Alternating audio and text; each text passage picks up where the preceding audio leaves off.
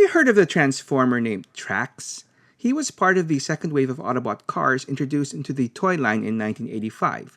And if you ask me, he was pretty much the superstar of the bunch. His toy had a sleek robot mode with above-average articulation, meaning he actually had elbows. And he transformed into a slick blue Corvette Stingray, complete with a fiery decal on the hood for extra coolness. But what really made Trax stand out from the other Autobot cars was his third battle mode. This race car could deploy fold-out wings and twin rockets to take the battle to the skies. All of that made Trax feel pretty unique. But here's the thing. When it came to having a third battle mode, Trax was actually old news. A full year earlier, not one, not two, but three other Autobots had already beaten him to the punch. And the reason most fans have never really heard of these trailblazers, well, despite their clever gimmick, Hasbro decided that they were just a little too small for the retail shelf.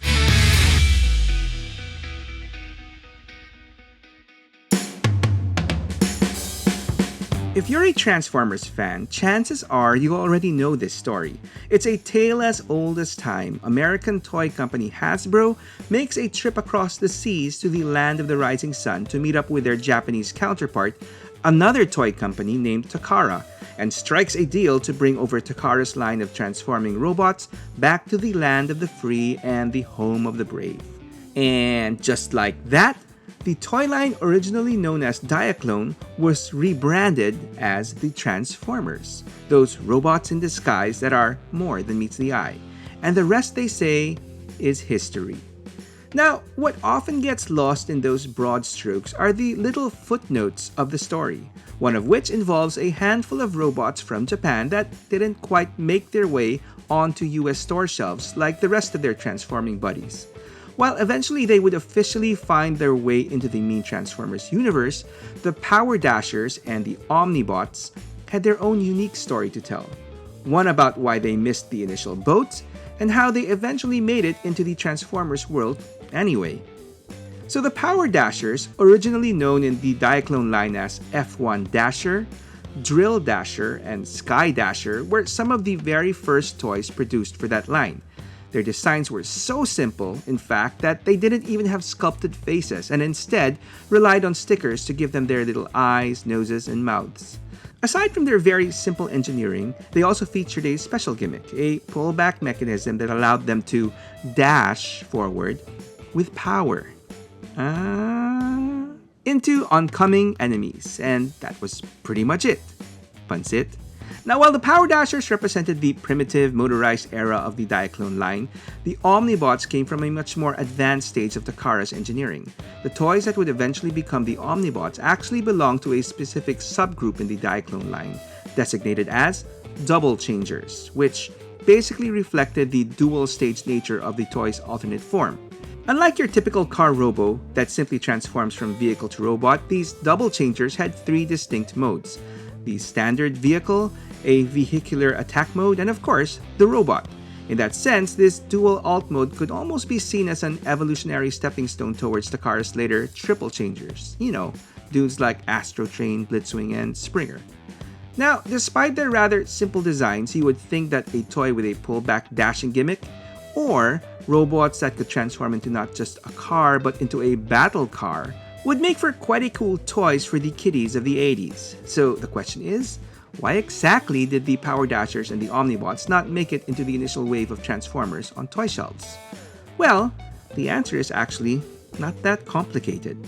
Basically, they just didn't fit in. For the Powerdashers, it was more of an aesthetics thing. Visually, they clashed with the realistic disguises of the 1984 line, placing a futuristic open cockpit racing vehicle with a massive rear spoiler, a subterranean excavation machine featuring a prominent cone-shaped frontal drill, or a science fiction jet aircraft. Next is something like a licensed Datsun 280ZX or a Porsche 935, kind of broke the whole marketing idea of robots in disguise. As for the Omnibots, which did transform into real-world cars, the issue came down to price point. Back then, Hasbro had very strict pricing tiers for the toy line, much like the Legends, Deluxe, and Voyager classes we're used to today. The first wave of Autobots was neatly divided into Minibots like Bumblebee and Huffer, Autobot cars like Sunstreaker and Sideswipe, and the Commanders like Optimus Prime. Unfortunately for the Omnibots, they were stuck somewhere in between, noticeably smaller than the standard Autobot cars, but bigger and more complicated than the Minibots. So Hasbro simply couldn't figure out where to price them, and so they were kept away from the stores. Thankfully, Hasbro wasn't a company that would just leave toys lying around on the floor, or in this case, sitting in warehouses.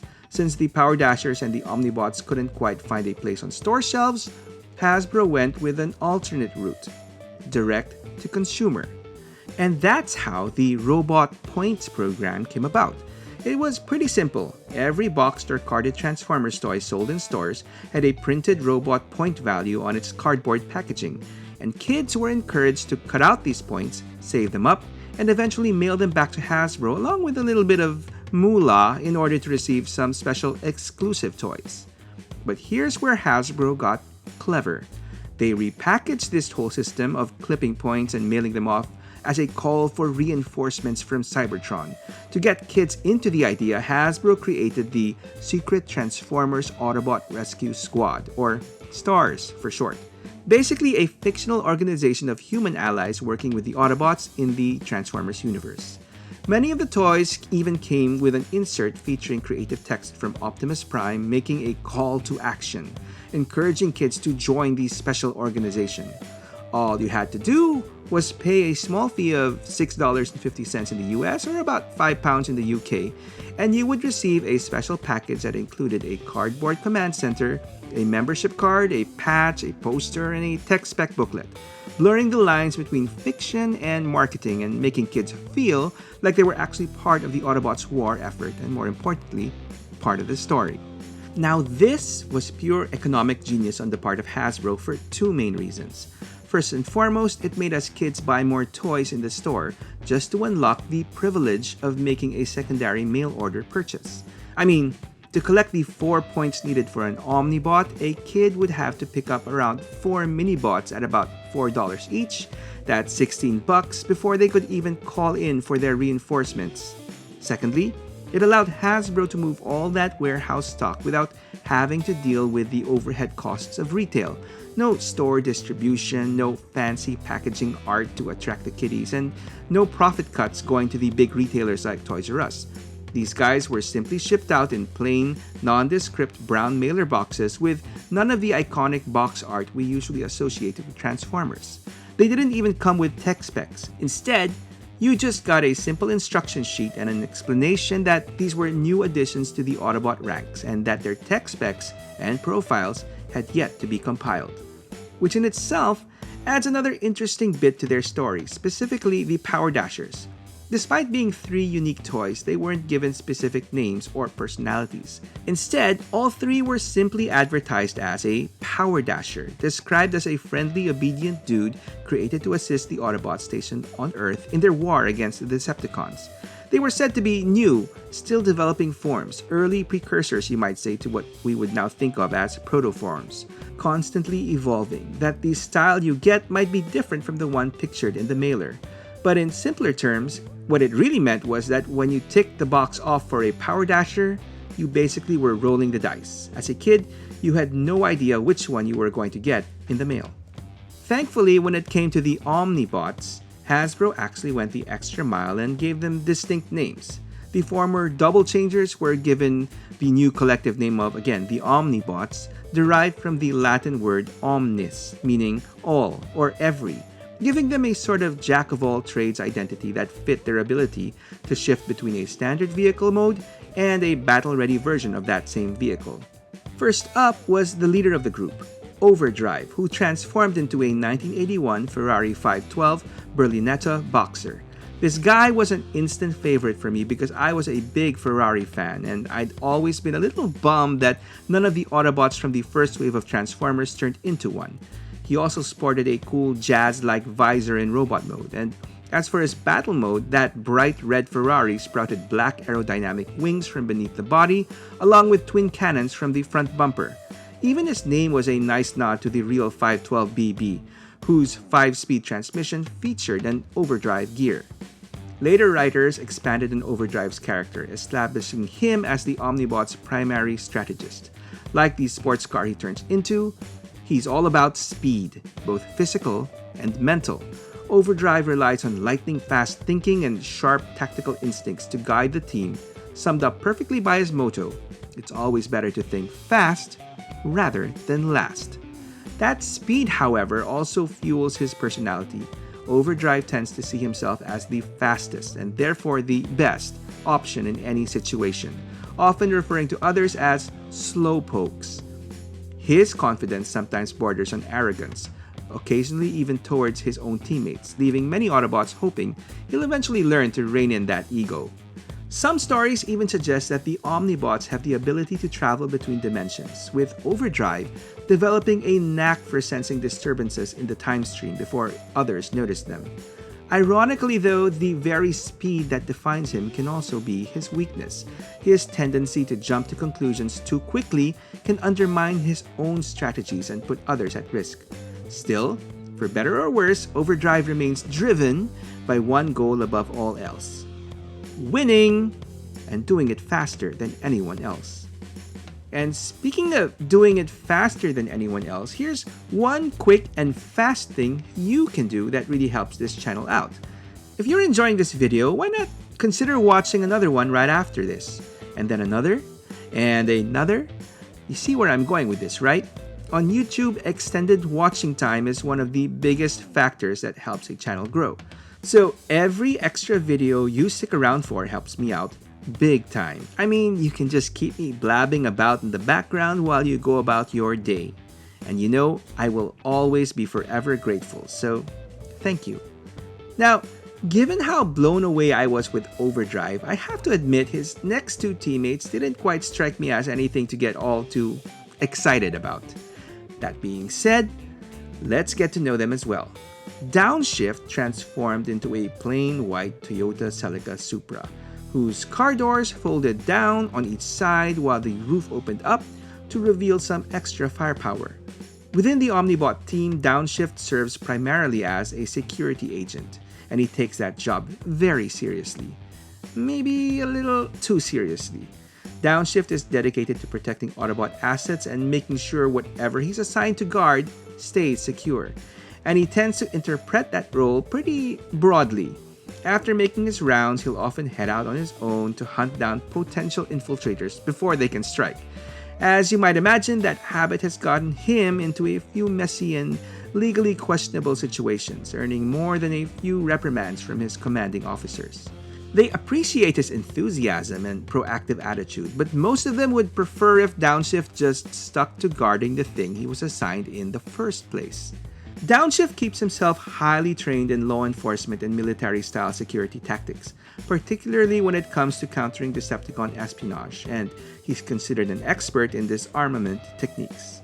His personal philosophy pretty much sums up his approach. Nothing is secure as long as there are criminals somewhere. Of course, that same drive can also be his biggest weakness.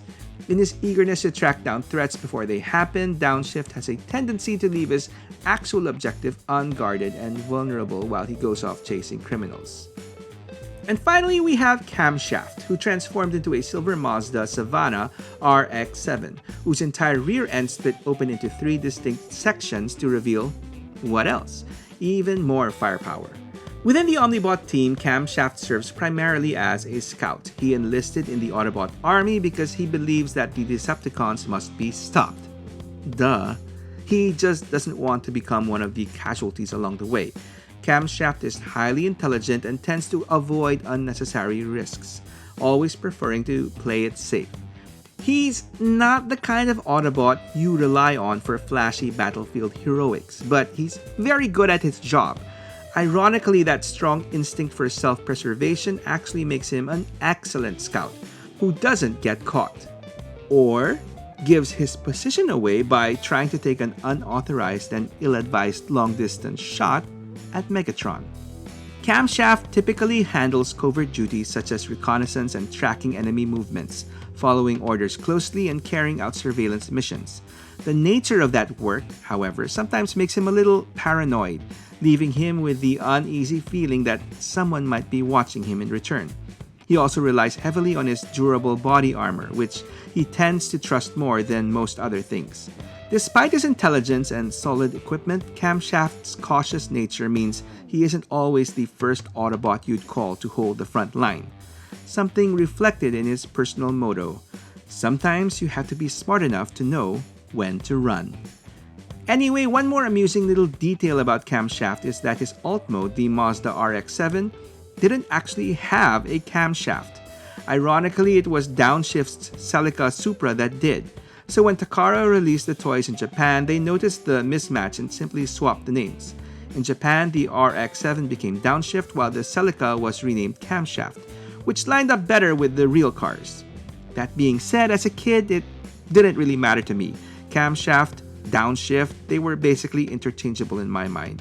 To me, they were just the other two Omnibots, the ones that weren't as cool as Overdrive. So, despite eventually getting pretty fleshed out profiles and characters, the fact that they were mailaways ended up being probably the biggest disadvantage for the Omnibots and, by extension, the Powerdashers. As we all know, most of our beloved 80s cartoons in general weren't exactly the pinnacle of top-tier storytelling. I mean, that really wasn't the main objective of those writers.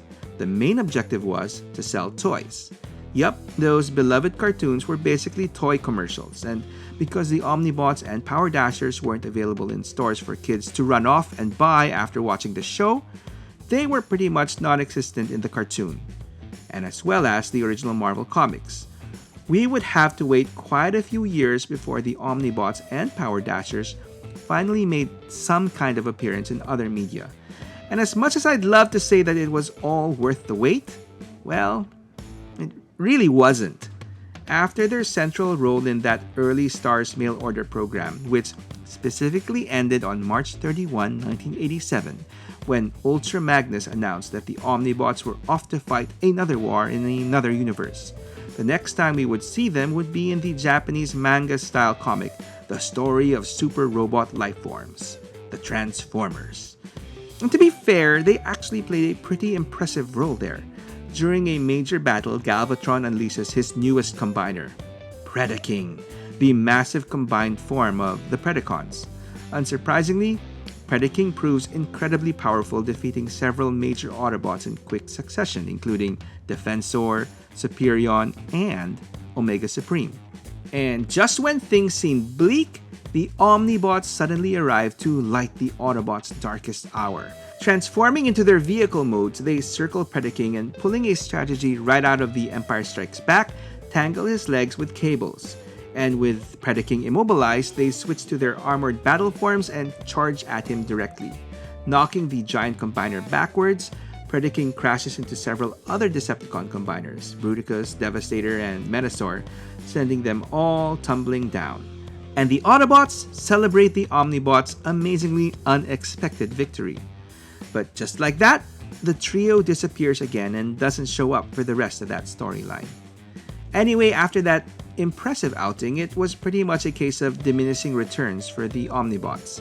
In the pages of the early 2000s Transformers Generation 1 comics from Dreamwave Productions, the Omnibots once again find themselves taking on a Decepticon combiner, Menasor. But this time, things don't go their way. They're defeated off-panel and later shown beaten and possibly dead, a far cry from their earlier triumph. Even in the Transformers IDW continuity, a universe famous for turning obscure third and fourth string characters into household names, the Omnibots mostly received little more than brief cameo appearances, and in the case of Downshift, things didn't end particularly well. Serving as the security chief of the heavily defended Crimea Facility space station, Downshift takes great pride in the advanced systems he oversees and comes across as rather arrogant and abrasive towards his fellow Autobots that he believes are there to criticize his work. But before the argument can escalate, the station comes under attack by Cyclonus and the Sweeps. And in a bit of dark humor, Downshift manages to take stock of the situation and laments that irony really is a bitch right before Cyclonus caves his face in with a single punch. Anyway, given their collective lack of individual personalities and their less than flashy designs, it's probably no surprise that, at least initially, the Powerdashers fared even worse than the Omnibots when it came to additional media appearances. Their first real modern appearance came once again in the pages of the Transformers Generation 1 Dreamwave comics, where their portrayal didn't stray too far from how they were originally marketed during the Stars promotion. They were introduced as early forms of Transformer technology that could be activated to assist the Autobots during a crisis. In this case, that crisis was the crash of the supply ship Orion, which had been shot down by the Decepticon Sunstorm. At the crash site, the dormant Powerdashers are laid out on the ground and activated. Without saying a word, they immediately get to work repairing the damaged ship. And once the job is done, they quietly return to it, suggesting a very task-oriented, almost drone-like nature. In the main Transformers IDW comics, they were given a bit more personality, I guess, but still didn't do much. They're briefly seen assisting Ultra Magnus as the Autobots prepare for a confrontation with a mysterious threat known as the Nightmare Engine. But those preparations are cut short when K-class Decepticon bombers launch an attack that seemingly wipes them out. Surprisingly though, in the 2019 IDW rebooted continuity, the Powerdashers, or at least a couple of them, get featured in fairly prominent roles. The Jet-type Powerdasher joins a team of Autobots to take on some Rustworms and a horde of Insecticon clones. And meanwhile, the Drill Dasher finds himself facing an even greater threat, an ancient and dangerous entity known as Aragon, who plans to place a part of his own spark inside a massive tunneling drill so it can bore down to Cybertron's core, where the Allspark, the source of all Transformers' life, resides, with the goal of corrupting it and bringing the entire planet under his control. Mwahahaha! And you can probably see where this is going. The Drill Dasher, who conveniently transforms into a drill, tunnels alongside his fellow Autobots, racing ahead of the enemy in a desperate attempt to intercept Aragon before he reaches his destination. In the end, the Drill Dasher launches himself straight into the tunneling machine, tearing through it and triggering a massive explosion that destroys the device and finally brings an end to Aragon's scheme. Anyway, with that being said, when it comes to the toys, I actually give the win, surprisingly, to the Powerdashers.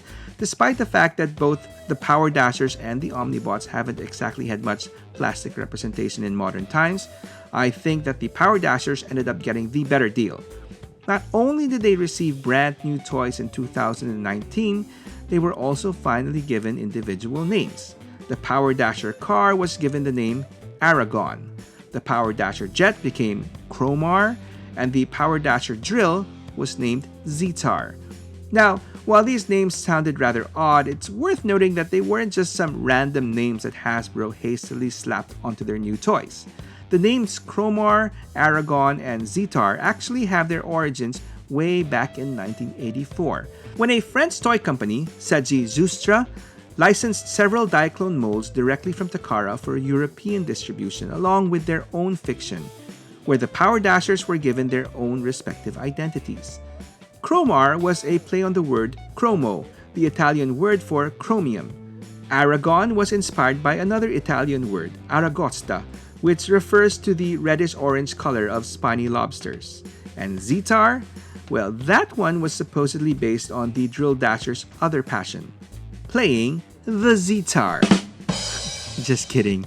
So yeah, it was nice of Hasbro to draw from the past to finally give these guys proper and now official names. Now, while the Powerdashers didn't get all new, unique molds, I thought Hasbro's move of retooling their siege weaponizers, Brunt, 6-Gun, and Cog was actually a pretty fitting and honestly brilliant decision.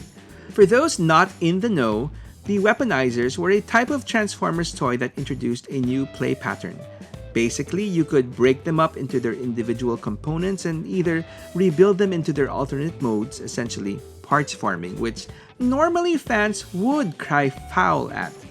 But the twist was that those individual parts could also be plugged onto other Transformers as extra bits of weapons, armor, and upgrades. That little feature made the whole parts forming thing a lot more acceptable and, in my opinion, pretty cool, because it actually ties in nicely into the whole concept of the Powerdashers. First, they were meant to be Autobot reinforcements, support units designed to help their fellow Autobots, which fits perfectly with the idea of their parts being used as upgrades. And second, even if the toys didn't look exactly like the original molds, especially their alt modes, it still plays into the idea that Powerdashers are constantly evolving. So these were the original toys, leveled up, and in a way it gave us a glimpse of what their full potential could eventually be. And speaking of full potential, while technically this isn't part of the Transformers universe, Takara Tomy actually gave us an idea of what the ultimate versions of the Powerdashers could eventually end up as in their Diaclone version 2 reboot. With their Triverse line, we got Tri-Dasher, Tri-Digger, and Tri-Jetter, sort of bringing the whole story of the Powerdashers full circle. As for the Omnibots, well, like I said, they didn't really get much. Both Overdrive and Camshaft did receive modern updates in the Vinyltech and Alternators line respectively. Overdrive was reimagined as a Honda S2000 sports car with a removable ragtop roof, a definite downgrade from a Ferrari, but hey, as far as Vinyltechs go, it was one of the better ones. And while Camshaft looked nothing like his original toy, at least he now transformed into an Acura RSX, a car that fittingly had a camshaft. Unfortunately, Downshift wasn't as lucky, as he got nada in neither the Vinyltech or Alternators line. With that being said, all three Omnibots did get a second chance at a modern update, when Takara Tomy in Japan launched a poll for potential exclusive releases, and mock-ups for all three were shown as candidates. Unfortunately, not a single one of them was chosen. Overdrive, which would have been a retool of the Universe Deluxe Class Silver Streak, received 2.9% of the fan votes.